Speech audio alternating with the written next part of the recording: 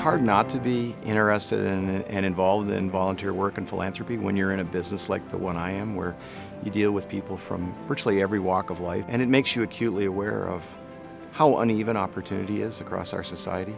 Most of what I have had an opportunity to be involved with in my life has revolved around education and poverty. Education is the best path away from poverty, and at the same time, poverty is the biggest barrier to getting more education, and those are themes that we've worked at very closely at our bank as well.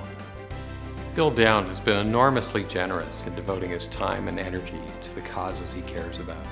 Through his philanthropy and volunteer work, Bill has brought attention to some of the city's most marginalized communities and helped to raise millions of dollars for Toronto charities.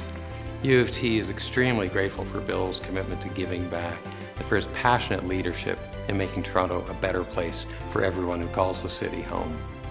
Well, the most important element in getting people involved, both in volunteerism and in funding, is to take them to an agency, take them to a place where people are benefiting from the efforts of agencies that are working in the community, and then it becomes more like a personal passion than a sense of obligation for people to volunteer. Bill Downe is the elder statesperson of United Way with a magic touch. And when Toronto and York Region merged, it was Bill Downe who traveled all the way to Aurora to secure our single largest gift, a $5 million investment from Magna. Every day, every year, Bill Downe has changed lives, neighborhoods, and this region.